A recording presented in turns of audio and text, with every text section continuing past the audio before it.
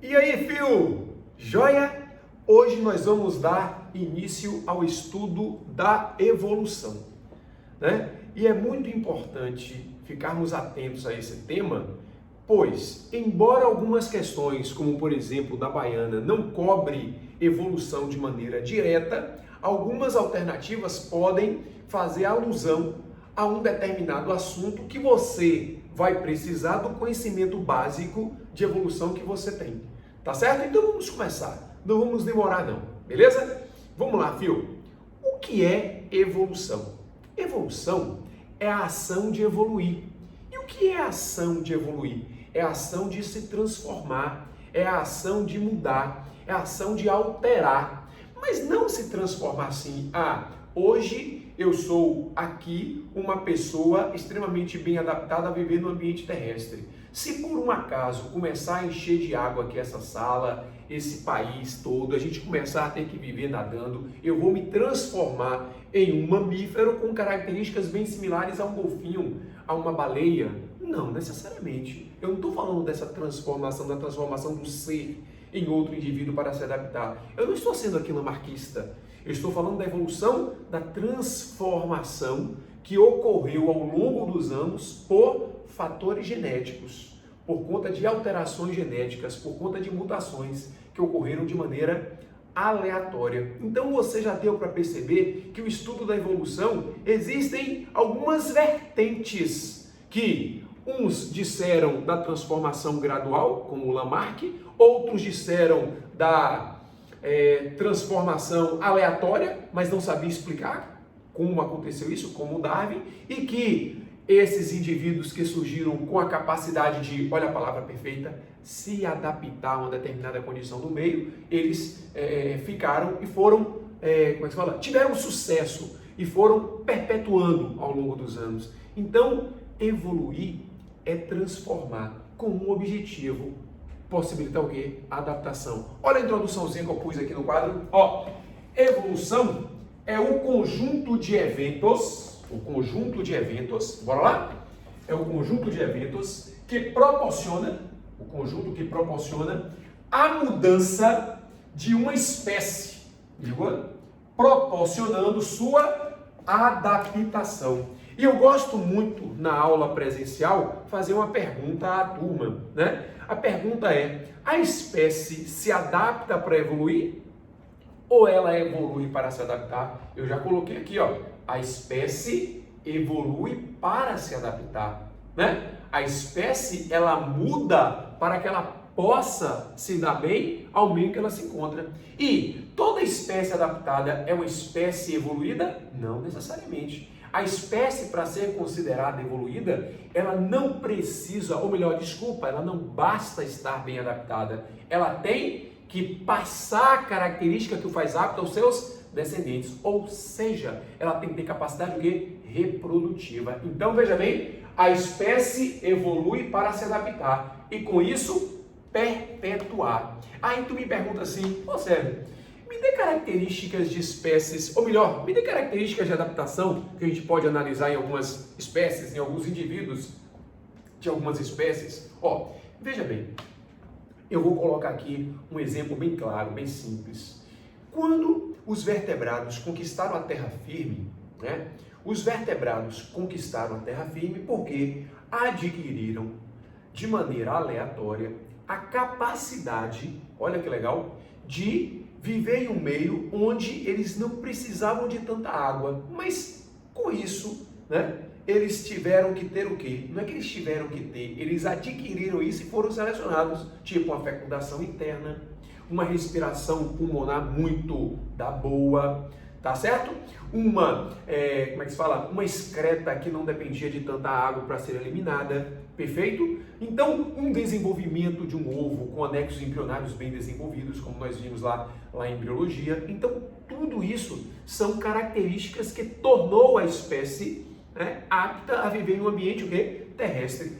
No último assunto que nós vimos, evolução da origem da vida, transformações na origem dos primeiros seres vivos, existe na hipótese heterotrófica um fator que me chama muita atenção, que é o seguinte: que quando surgiu o primeiro ser vivo, surgiu o primeiro ser vivo com incapacidade de produzir seu próprio alimento. Ele tirava o alimento do meio e aproveitava de maneira o quê? Parcial. Raciocine comigo.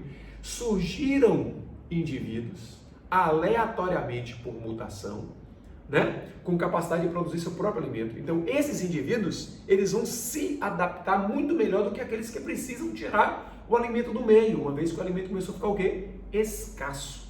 Então, quando surge uma espécie muito mais bem adaptada àquelas condições do que a outra, essa aqui tem o maior sucesso diante de todas as outras. Por quê? Porque ela está muito bem adaptada. Tá certo? Beleza? Existe uma frase, turma, que todo mundo atribui a Darwin. Inclusive, eu já parei de seguir uma página, Charles Darwin, eu não quero nem ficar falando dela aqui para ninguém ir atrás, que ela insistentemente colocava assim, ó, uma frase assim: não é o mais forte nem mais o inteligente que vai se dar bem, mas sim aquele que se adapta às melhores condições.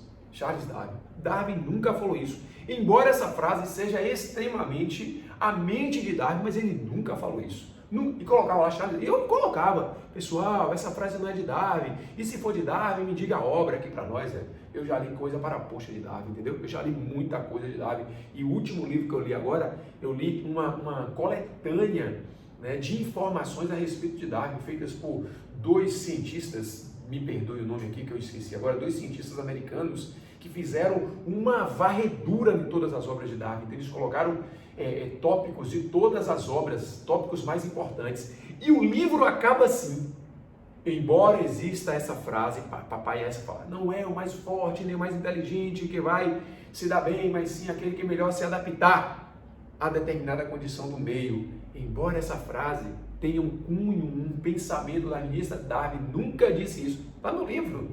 Está no livro. Eu comecei a insistir, dizendo, pessoal, corrija para a gente não ensinar essas coisas erradas. Mas a galera continuava colocando a frase. Aí eu cheguei e falei, sabe uma? Pôncio Pilatos, lavo minhas mãos, saí do grupo, saí lá não é do grupo, saí, deixei de seguir esse Insta desse pessoal, tá bom? Mas, vamos retomar aqui. Enfim, o que eu quero dizer aqui? O que prova que de fato houve evolução? O que prova que de fato houve essas transformações? Eu vou analisar aqui, ó, 4 provas evolutivas. Fósseis, provas embrionárias, ok? Fósseis, provas embrionárias, provas anatômicas e provas moleculares. Beleza? Vamos lá. O que são fósseis? Fósseis são restos de animais e ou vegetais e ainda pistas que de alguma maneira foram preservadas ao longo dos anos, ao longo dos tempos, né? Então, quando você pega um fóssil, né, esse fóssil vai permitir que você analise o quê? Ou melhor, os fósseis são importantes, pois contribuem com o quê? Contribuem com análises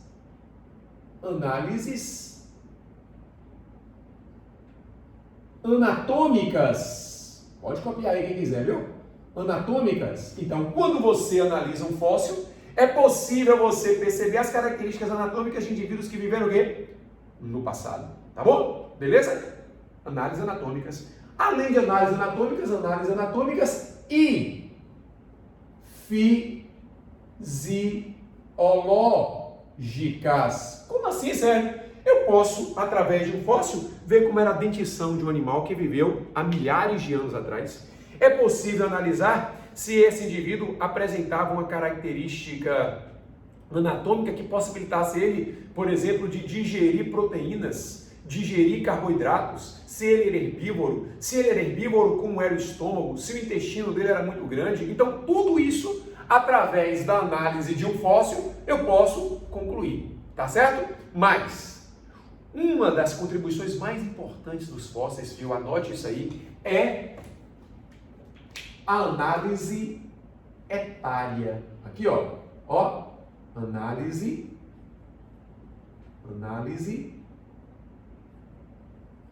etária. O que é isso, Zé? É a análise do tempo, através da utilização de isótopos radiativos, como por exemplo o carbono 14, é possível presumir a idade daquele fóssil. É possível presumir quanto tempo aquele fóssil tem, tá certo? Então, o que é evolução? Evolução é um conjunto de mudanças que vai sofrer uma determinada espécie, proporcionando a ela uma perfeita adaptação no meio que se encontra. Ponto. De que maneira eu posso provar que houve evolução? Analisando provas. Quais são essas provas? Primeira, fósseis, que são restos de animais e ou vegetais, ou ainda pistas, pegadas, coprólitos, que são fezes fossilizadas, que vai me proporcionar a elucidação de características de indivíduos que viveram no passado, como características anatômicas, tamanho dele, o peso dele, ok? Características fisiológicas, ele comia o quê? Como era o seu intestino, possivelmente como era o seu coração, essa circulação dele era de que maneira, o que ele excretava, ok? Mas o mais importante é permitir àquele paleontólogo, né, aquele que estuda os fósseis, a estimativa da idade desse fóssil. É perceber nessa era, no Paleozoico, no Cenozoico, né, no Jurássico, viveram esses indivíduos. Perfeito? Maravilha, viu? Então, os fósseis são de extrema importância para a análise do processo de evolução que ocorre ao longo, né, que ocorreu e que ocorre ao longo dos anos por toda a vida das espécies. Amém, viu? Amém? Então, olha lá. Primeira prova, fósseis. Uma outra prova importantíssima é a análise embrionária. Existe uma frase que diz assim, ó, a ontogênese recapitula a filogênese. Ontogênese é o estudo do desenvolvimento, né? Então, analisando embrionariamente, seria o desenvolvimento embrionário. E filogênese é o estudo da história evolutiva da espécie. Então, veja bem, então vamos traduzir. A ontogênese recapitula a filogênese. Então, o estudo do desenvolvimento embrionário recapitula a história evolutiva da espécie. Se alguém perguntar assim para você, vem cá, filho, você é mais próximo, né? Não vai perguntar para mim, né? Ô, filho, vem cá, eu sou mais próximo de um rato ou de uma galinha? Aí o cara, sem pestanejar, vai falar assim, para você é mais próximo de um rato. Por quê? Porque o rato e você fazem parte de uma mesma classe. Vocês têm glândulas mamárias. E aí, se a gente for analisar embrionariamente, você, ser humano, e o rato têm muito mais etapas embrionárias semelhantes do que aquelas observadas no desenvolvimento de uma ave, no desenvolvimento da galinha. Beleza? Então, quanto mais próxima uma espécie for da outra, maior será a similaridade no desenvolvimento embrionário. Olha o que eu pus aqui, embrionárias. A análise do desenvolvimento do embrião evidencia aspectos evolutivos. Então, ó, perceba, eu fiz aqui, né, eu coloquei aqui, ó, um anfíbio, um sapo, coloquei aqui uma ave, ok? Uma ave, coloquei aqui um camundongo e coloquei aqui um ser humano, tá certo? Vamos considerar, isso aqui, eu vou montar aqui uma árvore filogenética. O que é uma árvore filogenética? É uma árvore que vai mostrar a aproximação filogenética, genética, evolutiva entre os indivíduos que eu pus aí, tá certo? Beleza, eu coloquei todos eles na mesma altura, aqui ó, na mesma linha, para dizer que todos eles são contemporâneos, todos eles vivem na mesma época, tá bom? Vamos lá. Aí ó, eu vou considerar que todos eles tiveram esse mesmo ancestral, aqui ó, esse mesmo ancestral, perfeito? Maravilha? Aqui ó, esse mesmo ancestral. Aí ó, daqui surgiu, aqui ó, pronto, beleza. O que eu quero dizer aqui com vocês a respeito dessa árvore filogenética? Que dos quatro aqui, anfíbio, ave, mamífero e mamífero, ok? Os mamíferos aqui, ó, camundongo e ser humano, apresentam uma similaridade maior e com isso apresentam um ancestral em comum mais próximo, beleza? E aqui eu tenho as aves, tá certo? Aqui as aves, beleza? É um ancestral mais antigo. E aqui, ó, eu tenho um anfíbio. Outra coisa também importante, ó, veja bem, nessa árvore filogenética, deixa eu aproveitar aqui e falar dessa árvore filogenética. Então significa dizer que os anfíbios surgiram antes das aves. Perfeito? Antes das aves. Perfeito? E aí, ó, depois das aves surgiram os mamíferos e esse ancestral aqui é comum a tanto camundongo como ser humano. Mas Sérgio, por que eu posso fazer essa árvore? Por que eu posso organizar dessa maneira? Eu posso organizar dessa maneira por quê? Porque já foram feitas, melhor dizendo, várias análises genéticas, análises morfológicas, análises fisiológicas, e eu estou fazendo essa árvore analisando embrionariamente. Eu posso dizer que homem e camundongo apresentam evidências embrionárias que os aproximam muito. Então, quanto mais próxima uma espécie for da outra, maior será a similaridade embrionária. Então, a partir da análise da embriologia, eu posso aproximar uma espécie da outra, viu? Poxa, se cai uma questão assim, ó, observe os animais abaixo e assinale aquele que mais se aproxima do ser humano. Letra A, Letra A, camarão, mais próximo do ser humano. Letra B, ostra, que é um molusco. Letra C, uma planária, que é um platelminto. Letra D, deixa eu colocar aqui, uma Ascaris umbrigóide, uma lombriga, que é um nematelminto. E letra E, uma estrela do mar, que é um equinoderma. Então, qual é desses exemplos, dessas alternativas, aquela que mais se aproxima do ser humano? Letra E, equinoderma. Meu Deus do céu, Zé. Quer dizer que eu sou mais próximo de uma estrela do mar, de um ouriço do mar, de um pepino do mar, do que mais próximo de um camarão, de uma ostra, de uma planária, do que um nematelminto, uma lombriga? Sim. Por que você chegou a essa conclusão? Porque embrionariamente nós somos mais próximos. Nós somos, como os equinodermas, como a estrela do mar que eu coloquei como exemplo, nós somos deuterostomados. E isso foi possível a partir de uma análise o quê? Embrionária. Então, viu? Segunda prova embrionária. Quanto mais próxima uma espécie for da outra, maior será o número de etapas e de características embrionárias similares entre elas. Beleza? Perfeito? Então vamos lá. Terceira prova, essa é uma das que mais cai. Provas anatômicas. Ó, eu coloquei aqui, provas anatômicas. A partir da análise de determinados órgãos, é possível analisar as transformações que ocorreram e viabilizaram a adaptação. Nas provas anatômicas, você vai ter que compreender o que são órgãos homólogos e o que são órgãos análogos. Órgãos homólogos são aqueles que apresentam origens iguais, origem igual, e desempenham funções diferentes. Então, órgãos homólogos são aqueles que apresentam a mesma origem embrionária, mas que desempenham funções diferentes. Ô Zélio, diga Fio, me dê exemplo de órgãos homólogos, exemplo de órgãos homólogos. Todo mundo já está cansado de ouvir esse exemplo, mas é importante, é o que cai. Por exemplo, ó, os braços do homem, versus as asas do morcego. Ó, os braços do homem e as asas do morcego.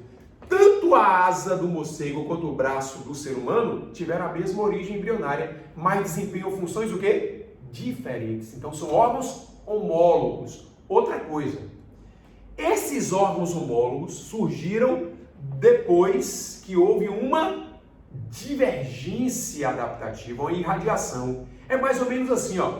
Todos os ancestrais dos mamíferos viviam em um meio e, a partir daí, esses mamíferos começaram a migrar para diversas regiões.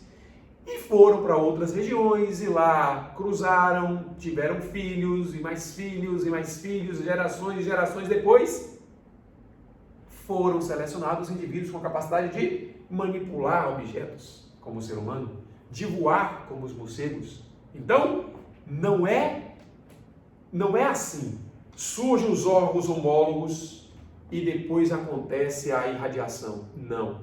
Primeiro acontece a irradiação, para depois surgir os órgãos o quê? homólogos. Então, ó, deixa eu colocar essa frase aqui. Eu não sei se eu vou esculhambar o esquema, né? Eu achei que eu só ia falar, não ia colocar, mas deixa eu colocar aqui, ó. Os órgãos homólogos surgem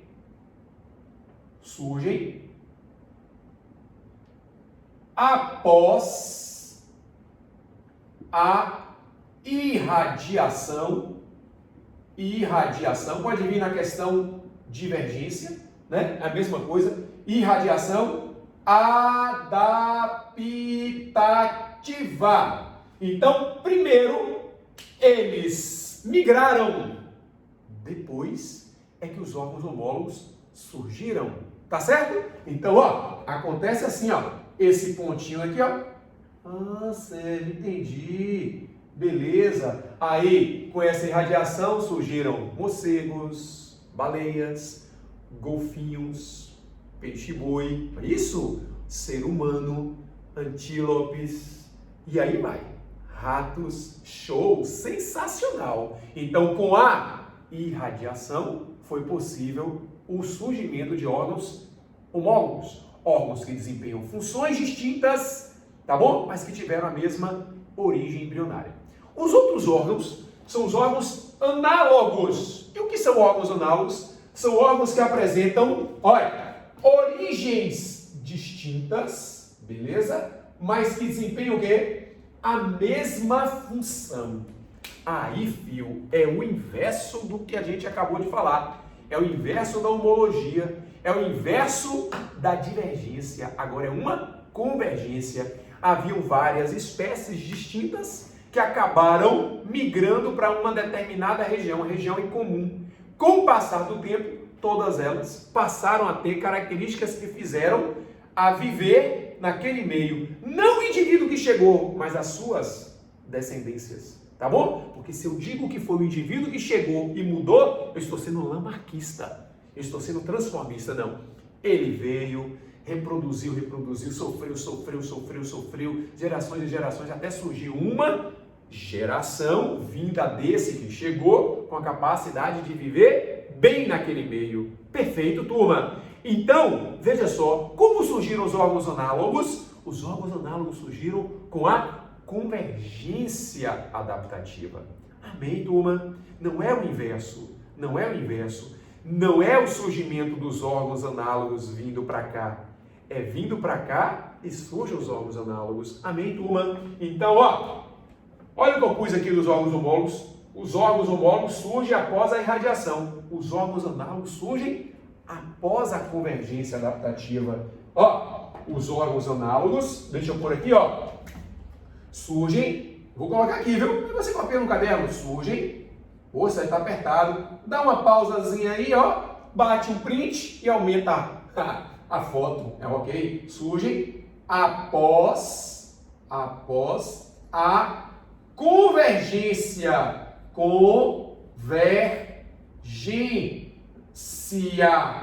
adaptativa. Convergência adaptativa. Sensacional? Beleza, fio? Deixa eu contar uma coisa para vocês. Você deve estar perguntando aí, poxa, e o exemplo? Asa do morcego. De novo? Calma.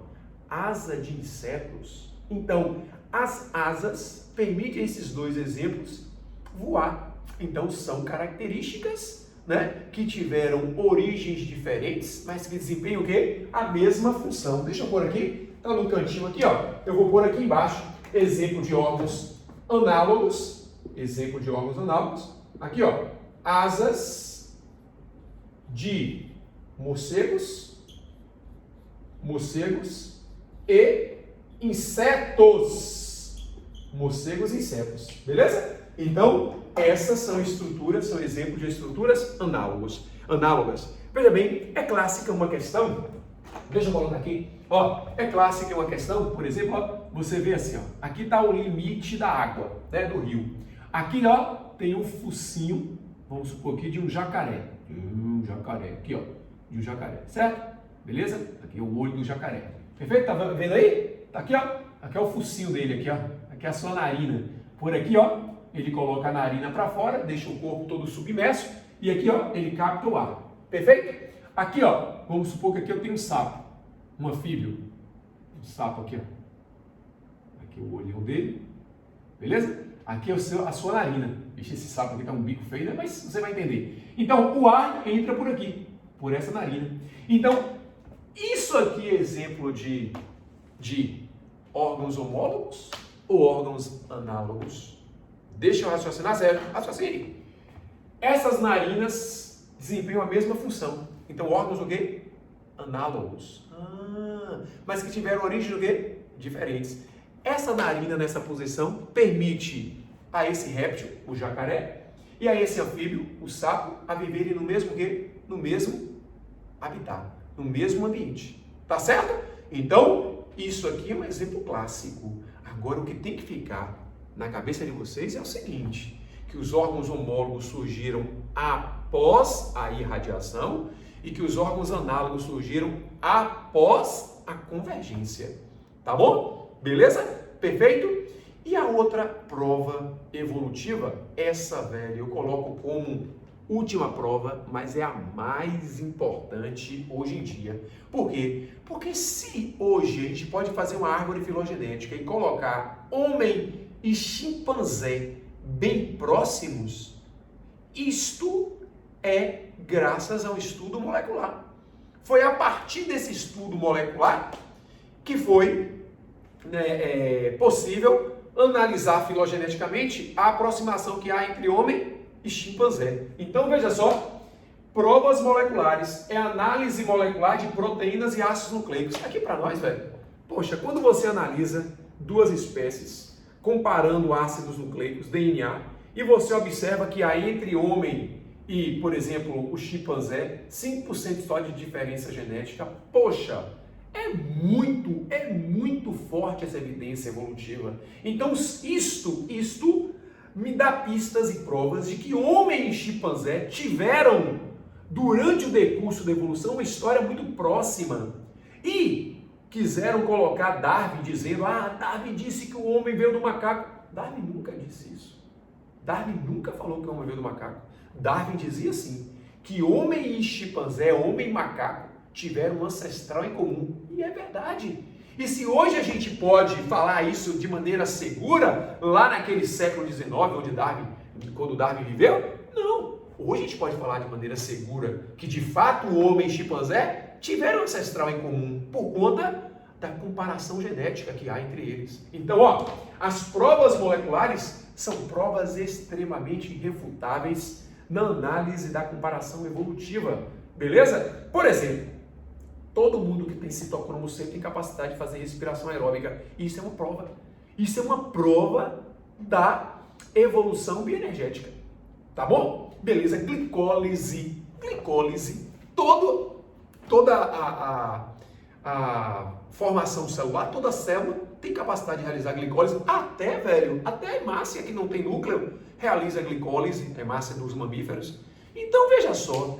Eu posso usar a glicólise, que é uma evidência molecular, como ancestralidade bioenergética comum a todas as espécies. Por isso que quando a gente coloca características de glicólise, a gente fala assim, a glicólise ela é universal e pode ser usada como evidência evolutiva de ancestralidade comum, bioenergética entre todas as espécies que existem. E é verdade.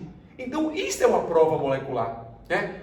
Glicólise, ácidos nucleicos, proteínas, citocromos, né? Quanto mais, vamos dizer assim,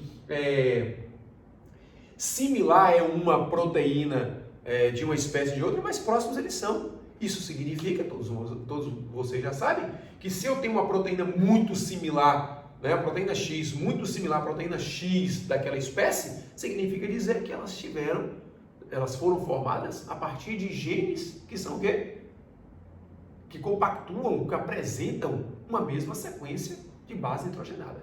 Beleza? Então, as provas moleculares são provas aqui,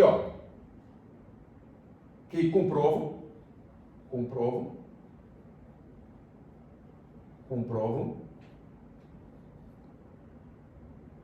similaridades